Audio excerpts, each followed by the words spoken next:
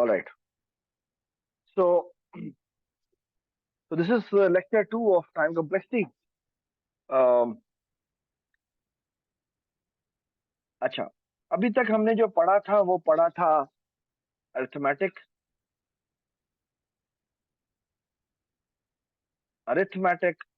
Sequence, ठीक है। अच्छा, और हमने एक और चीज पढ़ी थी, इसका नाम था अरिथमेटिक सीरीज।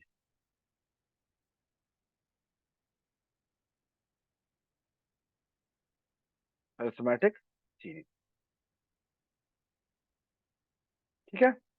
अरिथमेटिक सीक्वेंस का मतलब यह है कि अगर मेरी कोई चीज कॉमन डिफरेंस के साथ आगे बढ़ती जा रही है और टर्म्स हैं वैसे हैं, 1 है, 2 है, 3 है, चलते चलते अगर टी तक जा रही है तो हमें पता है कि ये टी दफा चल, ठीक है।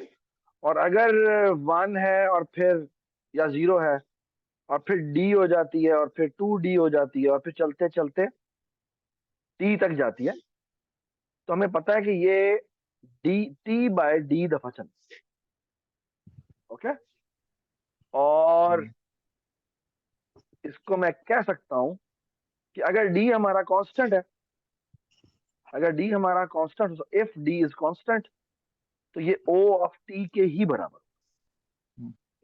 लेकिन अगर ये डी जो है वो कांस्टेंट नहीं हो तो फिर हम इसको D by T by D ही लिखें, ठीक है। अब आते हैं अरिथमेटिक सीरीज के ऊपर। अरिथमेटिक सीरीज में हमने एक बड़ी मजे की चीज पढ़ी थी, वो ये थी कि अगर फॉर एग्जाम्पल मेरे पास 1 + 2 + 3 + 4 + 5 + n तक जाना है, ठीक है, ओके।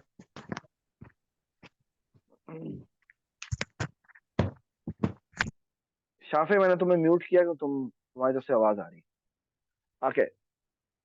तो ये फॉर एग्जाम्पल मैंने सम किया हुआ है, ठीक है, और ये सम मैं निकालना चाहता हूँ, ठीक है। I am interested in this sum. This is actually called arithmetic series, okay. So इसकी, क्योंकि अगर मैं इसकी इंडिविजुअल टर्म्स को देखूं तो अरिथमेटिक सीक्वेंस बनती है। और हमने लास्ट टाइम प्रूव किया था कि this is essentially O of n square, okay. और क्या आइडिया था? आइडिया ये था कि एक फ्रैक्शन जो है लास्ट टर्म की फॉर्म में जो कुछ फ्रैक्शन है वो रिमूव कर दो, ठीक है। फॉर एग्जांपल हमने लास्ट दफा जो है वो क्या किया था कि n/2 से तक पहली एंट्रीज जो है वो रिमूव कर दी, तो आई कैन स्टिल से कि this s is greater than और इक्वल टू दिस, ओके। तो ये हम निकाल रहे थे क्या? Lower bound. लोअर बाउंड निकालते हुए आप क्या कर रहे होते? आपको चीजों को निकालने की इजाजत होती है, ठीक है। लोअर बाउंड का मतलब है आई एम कैलकुलेटिंग ओमेगा। तो जब ओमेगा कैलकुलेट कर रहे होते हैं तो आपको चीजों को निकालने की इजाजत होती है, ठीक है। तो पहली हाफ हमने इग्नोर कर दी और अगली हाफ में भी जो n/2 + 1 है, और करते करते हम कहां तक पहुंचे कि n/2 + n/2 तक पहुंचे। इसमें भी हम एक काम करते हैं। क्या काम करते हैं कि ये जो +0 +1 वगैरह हो रहा है ये भी इग्नोर कर देते हैं, क्योंकि हमें और भी निकालने की इजाजत है, ठीक है। तो हमने क्या किया, ये बन जाएगा n/2 entries, how many time I did, how many times I did, n/2 time I did, so which means n/2 times n/2, and that comes out to be how much? O of n square, ठीक है। Actually n²/4 बनती है, तो जो इसकी मतलब approximately ये हो जाएगा। एक्चुअली इसको मैं ओ नहीं कह सकता, मुझे बेसिकली कहना चाहिए क्या, क्या कहना चाहिए बता सकते हैं आप? ओमेगा ऑफ n², ठीक है। And it's quite obvious to see कि दिस इज अब है अपर बाउंड निकालो। अपर बाउंड निकालना भी इसका काफी आसान है। कैसे? तो सबसे बड़ी वाली से रिप्लेस कर, सबसे बड़े वाली से रिप्लेस करें तो क्या आ जाएगा? क्या आ जाएगा बताएं? n + n + n + n, and that comes out to be n², ठीक है, which means O of n². So because the functions are the same, so I can just imply this is actually theta of n², okay. जैसे किसी बच्चे ने मेरे सवाल किया था कि हाफ जो है के अलावा कैसे कर सकते हैं, वो ये है कि अगर लेट्स से मैं पहली हाफ नहीं इग्नोर करता, बल्कि पहली लेट्स से n/10 इग्नोर कर देता, तो n/10 होगा, फिर n/10+1 होगा, और करते करते आखिरी जो होगी वो क्या होगी, n/10 + 9n/10. So these are how many terms? 9n/10 terms. Okay. So I can easily say that the summation is greater than or equal to every term is n/10, at least n/10, and there are how many terms? 9n/10. And that comes out to be how much? This comes out to be 9n square over 100. 9 over 100 is just a constant. ये बात समझ आ गई? So I can easily say that this is omega of n square. So लाजमी नहीं है आप half निकालें. The important part is कि जो सबसे largest term है उसके फ्रैक्शन में निकालें. ओके, चलें एक एक्सरसाइज कर लेते हैं, और वो एक्सरसाइज ये देखें. अगर मैं कहूं कि मैंने इसको बाउंड करना है, ओके, ऐसा 1 square plus 2 square plus 3 square plus dot dot dot plus n square. ठीक है, जैन इसमें कितनी टर्म्स है? n टर्म्स है, n टर्म्स है. So can anybody tell me that this is obviously O of what? N cube.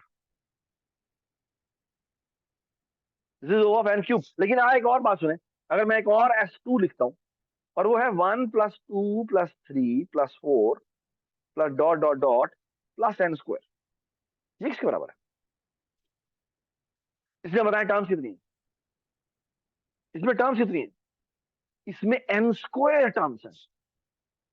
And this is O of how much? n to the power 4. Okay, इसका square. क्योंकि आप क्या करेंगे, हर एक को अगर n स्क्वायर से रिप्लेस कर देंगे, the n square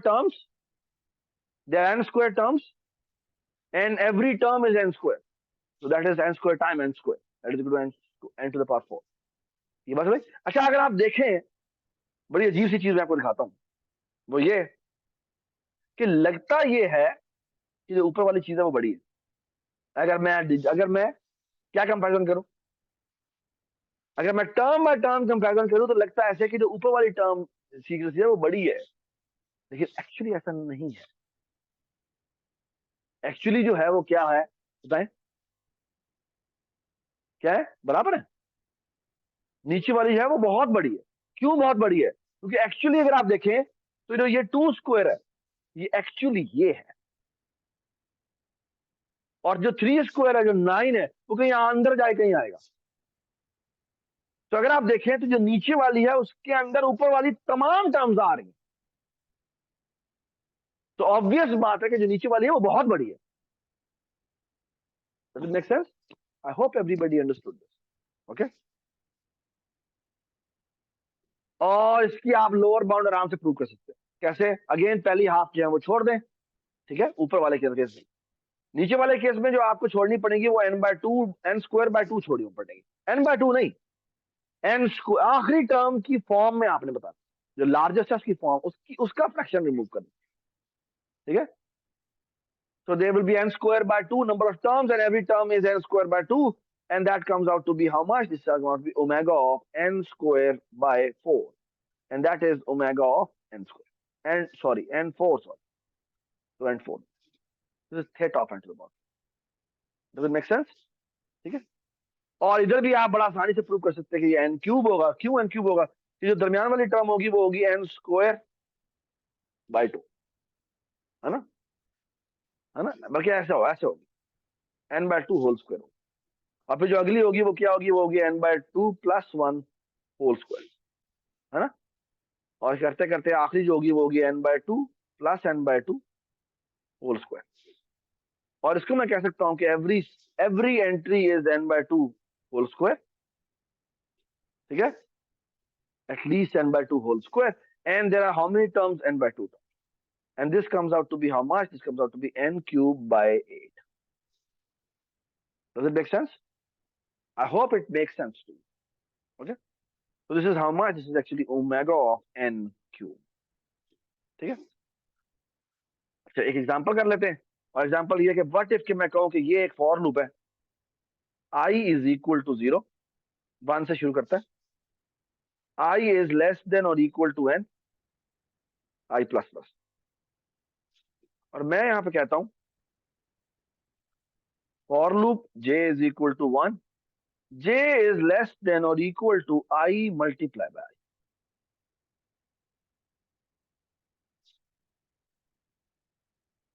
can you see this is actually the series? कौन सी वाली, नीचे वाली ऊपर वाली? ऊपर वाली। क्यों? क्योंकि ये आई स्क्वायर दफा चल रहा है, अंदर वाला जो है वो आई स्क्वायर दफा। तो एक्चुअली जो ऊपर वाला लूप है वो तो ऐसे ही चलेगा, 1 + 1 + 1 कितनी दफा, एन दफा। लेकिन जो अंदर वाला लूप है वो पहली दफा 1 दफा चलता है, दूसरी दफा 2 स्क्वायर दफा चलता है, तीसरी दफा 3 स्क्वायर दफा चलता है, फिर 4 स्क्वायर दफा चलता है, और करते करते आखिरी दफा कितना चलेगा, एन स्क्वायर दफा चलेगा। And this we know is theta of n cube. तो the overall bound is n cube. ये बात समझ में?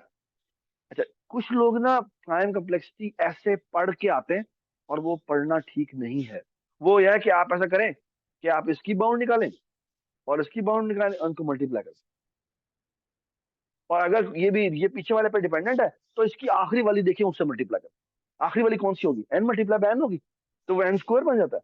तो एन स्क्वायर ऊपर वाला एन है, तो एन स्क्वायर को एन से मल्टीप्लाई किया, हमारा आंसर आ गया, ये है ना। लेकिन अभी मैं आपको इसको उधेड़ कर दिखाता हूँ, ठीक है? ये बात बिल्कुल गलत है, बिल्कुल गलत। ओके? क्यों? क्योंकि मैं अभी आपके सामने जो अगली सीरीज बताने लगा हूं ना, that will going to solve, that will going to show you this will not going to work. Okay? और वो ये है कि there is another sequence, it's called geometric sequence.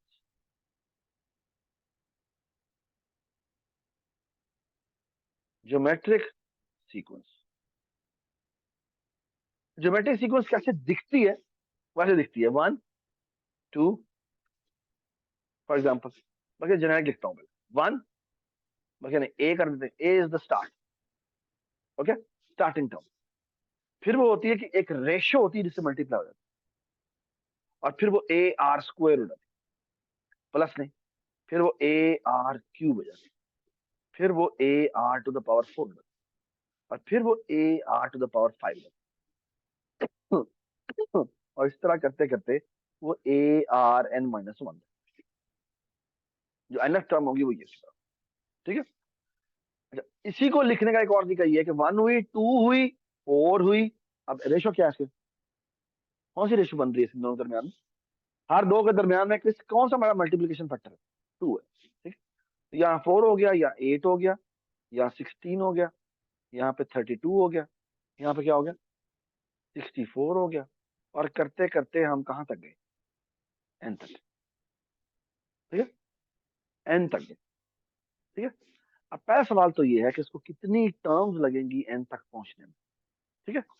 Essentially अगर आप देखें तो ये एसेंशियली है क्या, ये 1 भी नहीं है, इसको मैं 2 टू द पावर 0 कह सकता हूँ, है ना? तो ये n एक्चुअली क्या है, ये n मुझे नहीं पता n क्या है, लेकिन इसको मैं लिख सकता हूँ कि ये कोई 2 की पावर k है ना?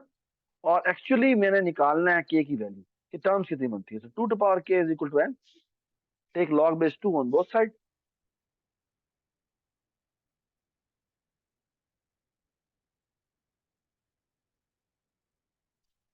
तो ये क्या हो जाएगा, पावर में पावर नीचे आ जाती है, तो ये k हो जाएगा, और ये हो जाएगा log बेस 2 2, log बेस 2 2 क्या होता है, 1 होता है, ठीक है? तो ये आ जाएगा k is equal to log base 2n। मतलब ये कि इसकी नंबर ऑफ टर्म्स कितनी है, ये n तक पहुंचने में कितनी देर लेगा, log बेस 2n। ये बात समझ आई? और अगर मैं कहूं कि मेरी कोई टर्म है जो कि 2 से, लेट से 1 से शुरू होती है, फिर वो b हो जाती, फिर वो b स्क्वायर हो जाती, और फिर वो b क्यूब हो जाती, और करते करते वो कहां तक पहुंचती है, n तक पहुंचती है। So it will take how many steps to reach to n? Log base b। बस ना, यानी अगर मैं 3 के मल्टीपल से जा रहा हूँ तो वो log base 3n, 4 के मल्टीपल से जा रहा हूँ तो log base 4, and so. Does it make sense? अगर 10 के मल्टीपल से जा रहा हूँ तो log base 10n। ये बात समझ में आई? ठीक है? इसे कहते हैं geometric sequence, geometric sequence. And then there is a very nice formula. It's called geometric series. ठीक है? Sn is equal to के what if के मैंने इन दोनों को सबको ऐड करना,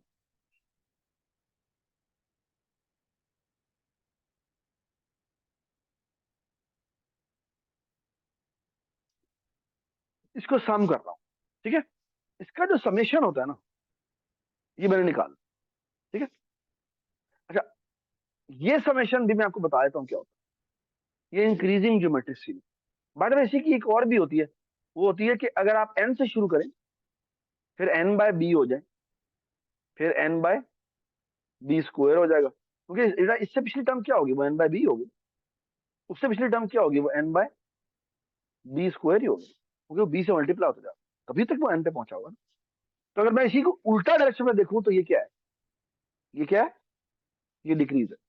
ओके, और इस तरह अगर मैं इन सबको सम करूं, इन दोनों का sum, do you all agree कि ये B cube plus B square plus B plus one, ये दोनों सीरीज का सम बराबर है?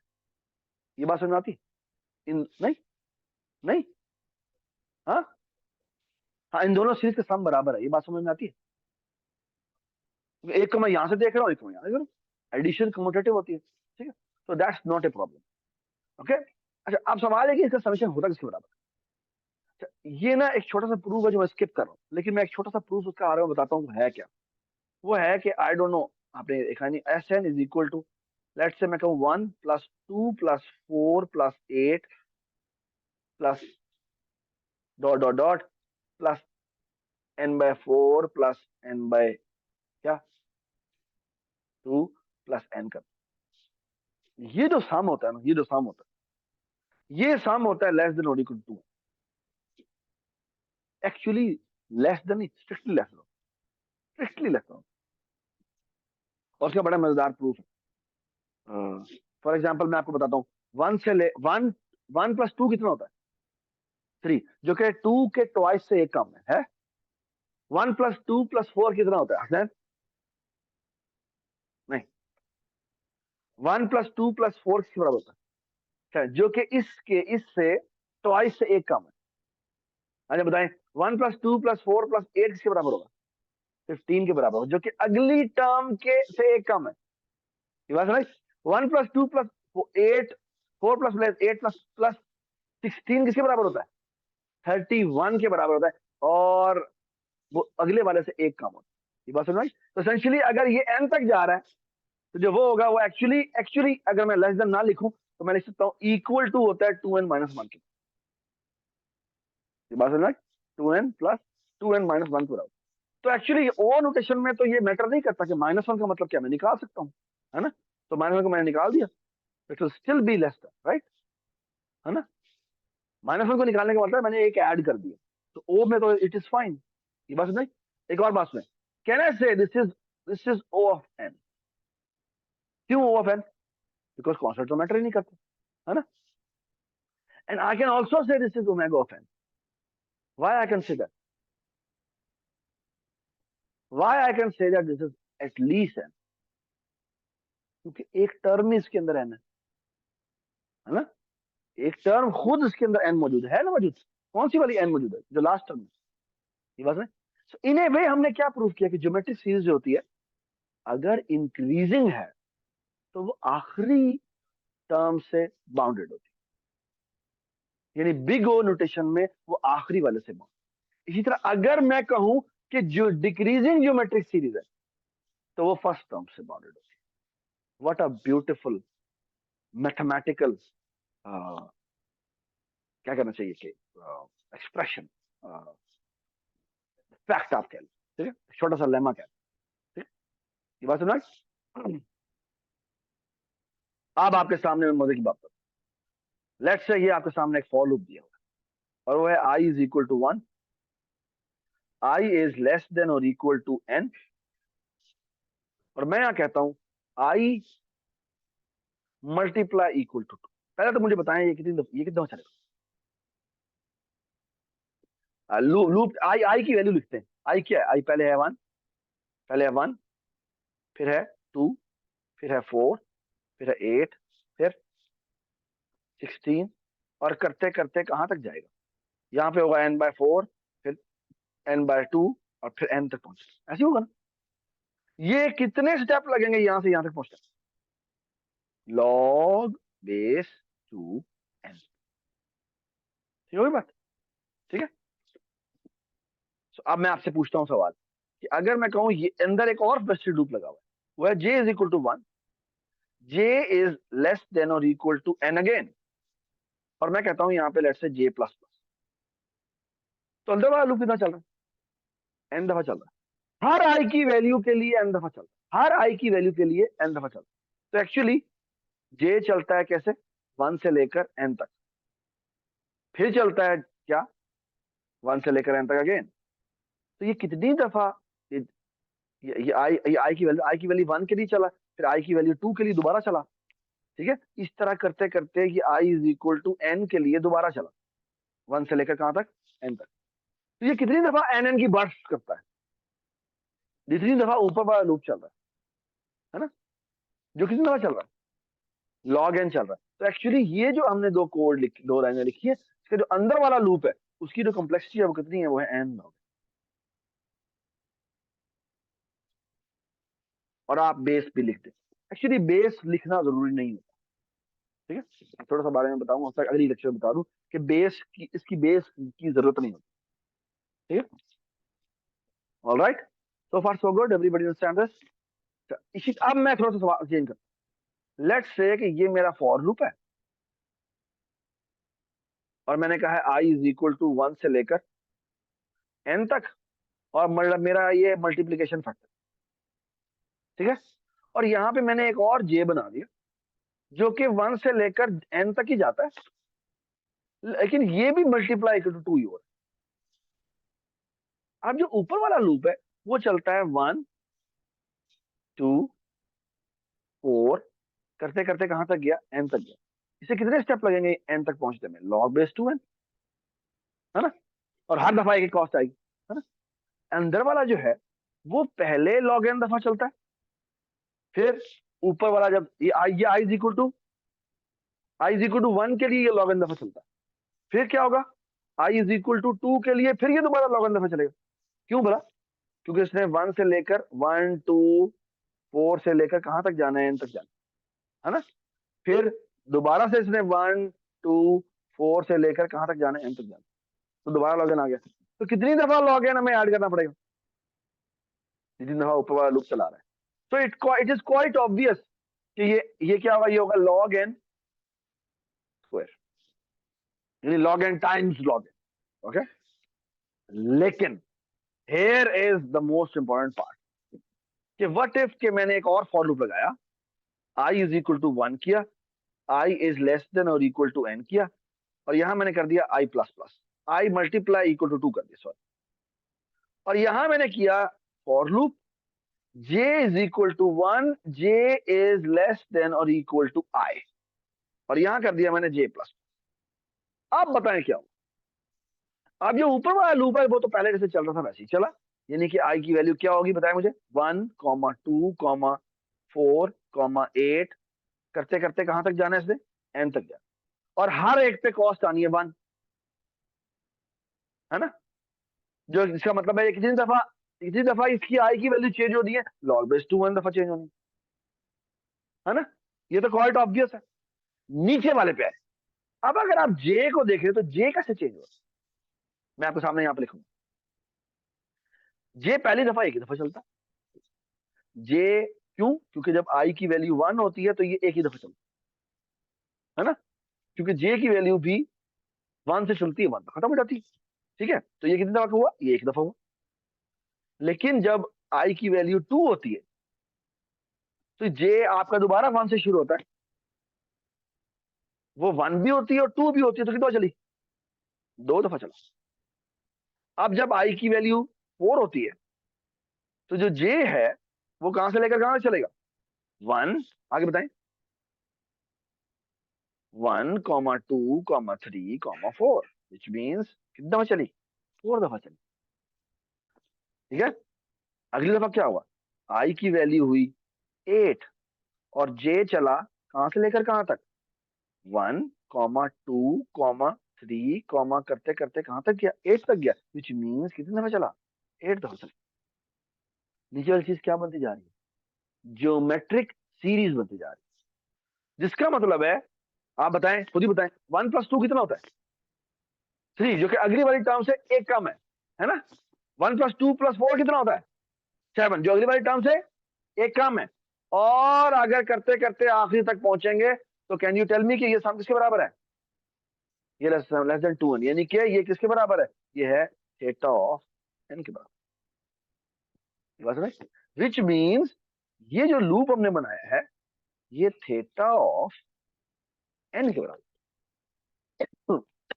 और अब वो वाला आर्गुमेंट फेल हो जाएगा, क्यों फेल हो जाएगा, हम आमतौर पर जो आर्गुमेंट कहते हो क्या करते हैं, कैसा करो, आई की आखिरी वैल्यू से रिप्लेस कर, आई की आखिरी वैल्यू क्या है, अगर मैं इसकी जगह पे एन रिप्लेस कर दूं तो अंदर वाला लूप तो हमेशा एन दफा ही चलना है, तो वो तो एन लॉग एन हो जाएगा।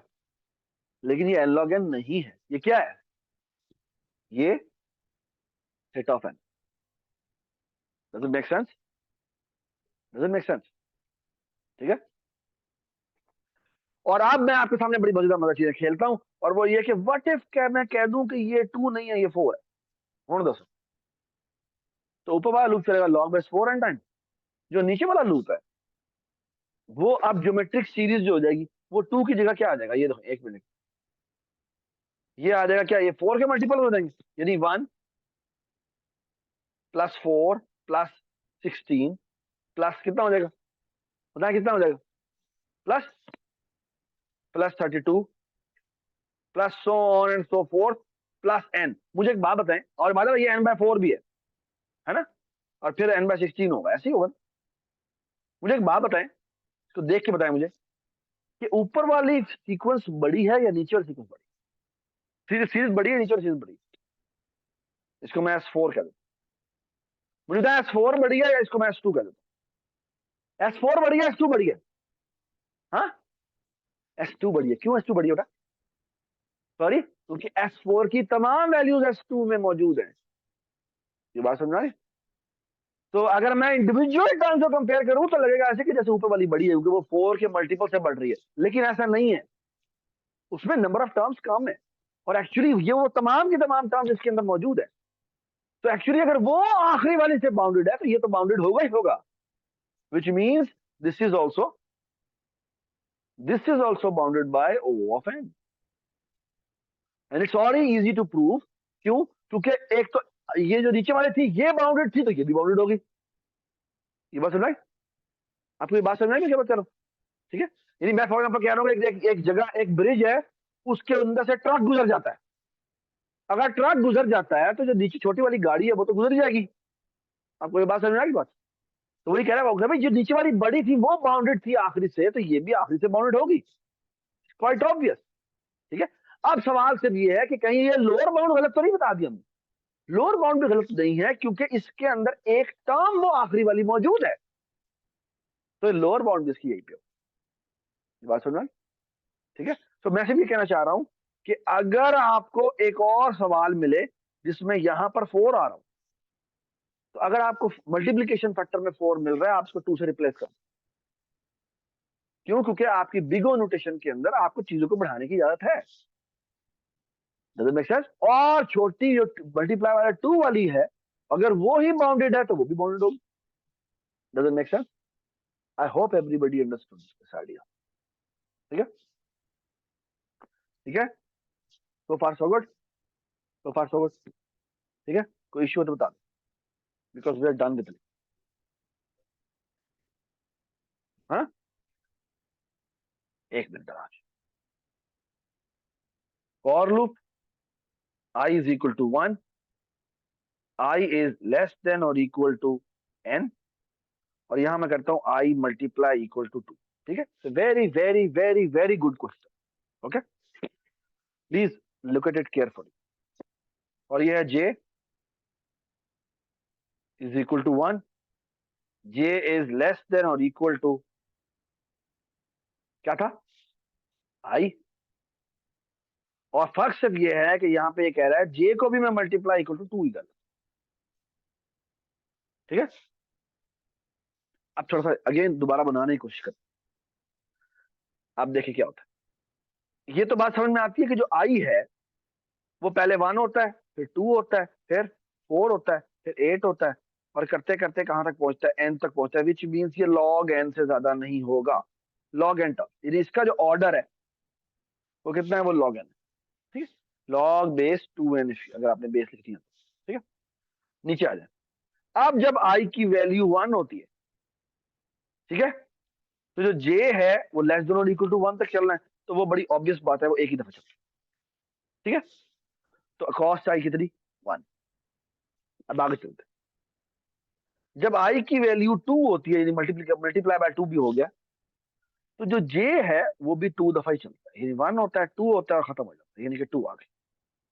ठीक है, और जब i की वैल्यू 4 होती है, तो अब देखें j क्या होता है। This is an important difference. ये होगा j इज इक्वल टू 1 से शुरू हुआ, फिर ये 2 हुआ, फिर ये 4 हुआ, अब 3 नहीं है इसका, विच मीन्स ये क्या होगा, ये चलेगा 3 दफा।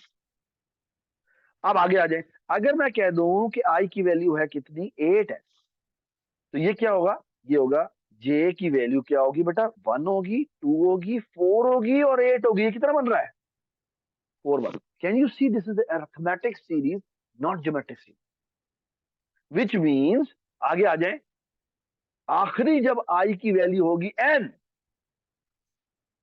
तो हमें एक बात पता है कि जो j ने वेरी करना है वो होना है 1, 2, 4, 8, करते करते कहां तक जाएगा, n तक जाएगा। And we know this is how much, this is actually log base 2n। इससे ज्योमेट्री, इससे अरिथमेटिक सीरीज, बट इसकी लास्ट टर्म क्या है, log base 2n है। तो लगा लास्ट टर्म n हो तो वो n स्क्वायर होती है, t हो तो वो t स्क्वायर होती है। इसकी last term log base 2n है, तो ये किसके बराबर होगा, ये बराबर होगा dot dot dot o of log square n। बस में, so the overall complexity is log square n। Sorry, ये o ऑफ n से बहुत छोटी, o ऑफ n से बहुत छोटी। कल की क्लास में हमने बात की थी कि अगर मैं आपको कहूं ना कि एक तरफ n है और एक दफा मैं कह दूं कि ये जो है ना वो है log n की power 1 million, still this n is very very very बिगर। ठीक है, और इसका बड़ा आसान सा प्रूफ था, वो हमने एल हॉपिटल रूल से किया। एल हॉपिटल रूल क्या होता है कि दो नंबर्स लें, उनकी रेशियो लें, और रेशियो लेके आप प्रूव कर दें कि भाई अगर अगर जो हाल खत्म हो जाएगा वो छोटा। ठीक है, होता यह है कि जो अगर हम लॉग के साथ जब लेते हैं ना डेरिवेटिव, तो वो लॉग के साथ आपको मल्टीप्लाई बाय 1 बाय n करना पड़ता है। तो नीचे वाला n खत्म होता है, लेकिन दोबारा वापस आ जाता है, फिर दोबारा वापस आ जाता है, फिर दोबारा वापस आ जाता है। तो लॉग n खत्म जब होता है तो वो 0 हो जाएगा, और ये नीचे अभी भी 1n पड़ा हुआ, तो वो इसलिए जो है वो n जो है वो बड़ा है। ठीक है, ये बात समझ। I think we are done with this. Next class के अंदर I will going to solve 4, हमारे पास, मेरे पास डॉक्यूमेंट्स हैं, उनमें सिर्फ और सिर्फ टाइम कॉम्प्लेक्सिटीज के प्रॉब्लम। ठीक है, वो मैं आपके सामने सॉल्व करूंगा। आपने करना, अभी आपका करना का काम क्या है, आपने हमने हमें अर्थमेटिक सीरीज देख ली, और उसके हमने बिगोस वगैरह, बिगो जितनी भी नोटेशंस थी वो पढ़ ली, अर्थमेटिक सीरीज से रिलेटेड हमने सारी चीज देख ली, और ज्योमेट्रिक सीरीज सारी। ठीक है, अब हम बहुत सारी एग्जांपल्स करेंगे जो कल ही क्लास है। कल ही क्लास कोई भी नहीं कर क्लास। ठीक है, तो हमारी ना एक, अच्छा बस ठीक है, ठीक है। अच्छा आप कल का ना हमारा अनफॉर्चुनेटली लेक्चर अपलोड नहीं हुआ था, तो हम आज जो है उसको लेक्चर को भी अपलोड, आज हम कल वाला लेक्चर अपलोड करेंगे, कल हम ये वाला लेक्चर। ठीक है, चलें ठीक है जी, hopefully you have enjoyed this. ठीक है, थैंक यू। अल्लाह हाफिज। फिर आज का लेक्चर तो भाई